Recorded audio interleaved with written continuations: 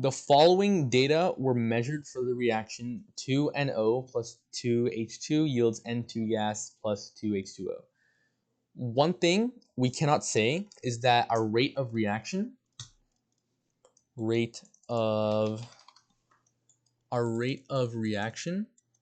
if we set that equal to K times the concentration of NO squared times the concentration of H2 squared, that's wrong. Why is that wrong?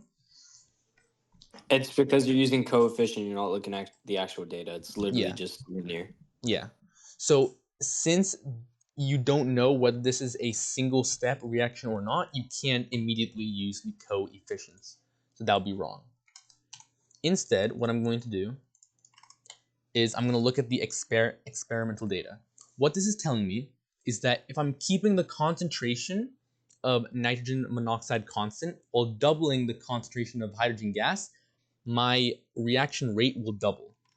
So even if I don't mathematically understand what's going on right now, I'm just going to say that if I double my hydrogen gas concentration, I'm going to double my rate.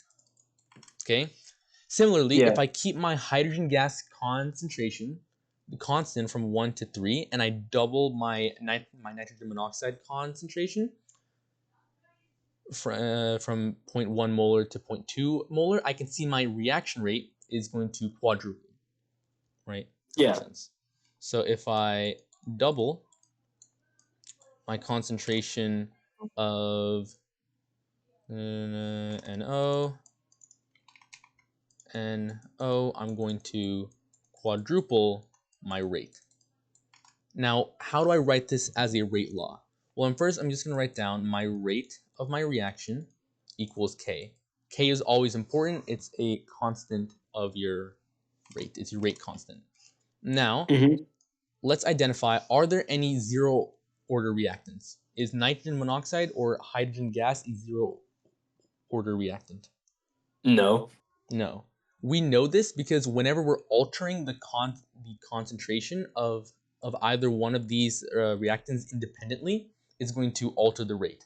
Therefore, they're both relevant. So I'm going to write down NO. I'm going to write down H2. Now, to what extent is it changing? Now, if Oh, wait, go on. Yeah. Oh, me? Yeah, there you go. NO squared H2 stays at first. Now, why did he say that? Okay, if you double H2 and it doubles, that's just a linear relationship, right? It's one to one. Yeah. So like however much you put in is proportional to how much you get out. Yeah. If you double NO, you're going to quadruple how much you put in. So there's like a 1-to-2 ratio. So everything you put in doubled, right? So it would have to square because like it would go up exponentially. Yeah. So if I'm thinking of like y equals x, if I double my x, I have to double my y, right? So there's no exponent on my x, so that's why there's no exponent here. If I say that y equals 2x and this becomes 4y, if this is quadrupling while this is doubling, then I know this thing is squared. Right? Yeah. Because 2 squared equals 4. Yeah. So that'll make sense. Now, I've identified my rate of reaction. I'm going to clean up the board real quick. Now that I have my rate of reaction, what can I do with this? Well, I know if I look at my individual experiments, right, I'm given an initial rate. I can plug in here. I'm given a concentration of nitrogen monoxide and a concentration of hydrogen gas. Using these, I can mathematically determine the rate constant. Yeah. Now, it doesn't matter which one I use. Wait, you asking me? Yeah. No. No, right? These all should be true no matter which case I put in. But I'm going to use the first one because it's easier. So I'm going to say that if I'm using experiment 1, 1.23 times 10 to the -3rd molar per second equals my rate constant times my concentration of nitrogen monoxide, 0.1. I'll put this in parentheses, 0.1 squared, times my concentration of H2, which is also 0.1. Note that this is molar. I think I'm going to put units on this. This is molar, which is important, and this is also molar.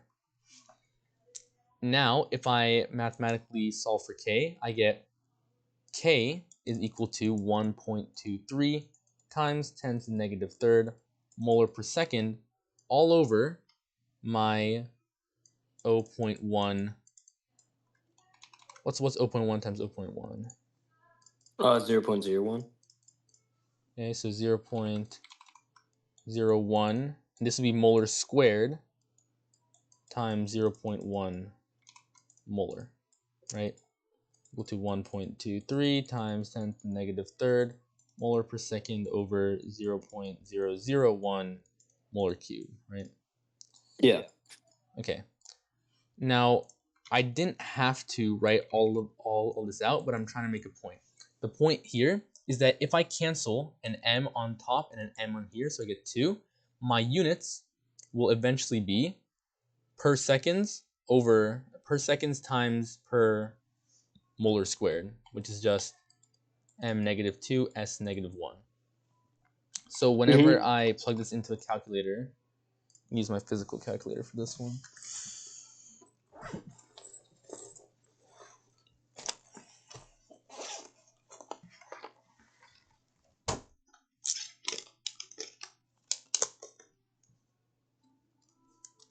So whenever I plug this into a calculator, 10 negative, is that third or fifth?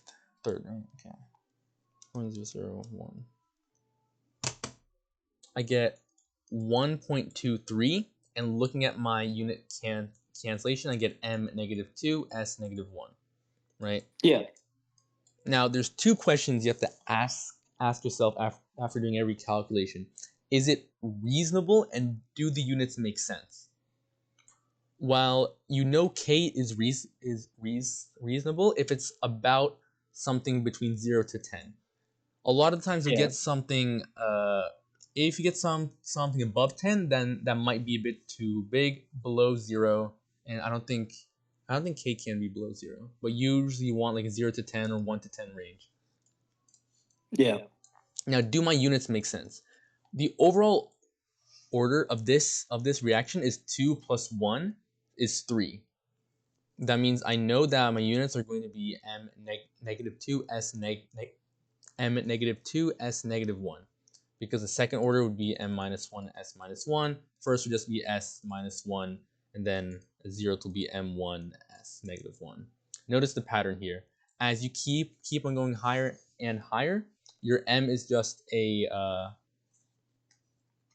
your reactant order minus 1. Yeah.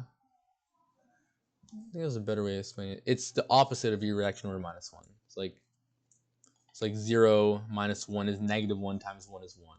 1 minus 1 is 0, so this is technically m2 the 0, but you wouldn't write that down. So you have 1.23 m negative 2s negative 1 as your k. Okay, so we've identified our reaction rate, and we've identified our k, right? So I'm going to write off to the side that using this, we've identified that K equals 1.23 m negative 2 s negative 1. Yeah. Right? Now, if it asks us what is the rate whenever the concentration of NO is 0.050 and H2 is 0.150, we can easily just plug this in. We can say that our rate of our reaction is just 1.23 m negative 2 s negative 1 times our concentration of NO 0.050 molar squared times concentration of our H2 is 0.150 molar.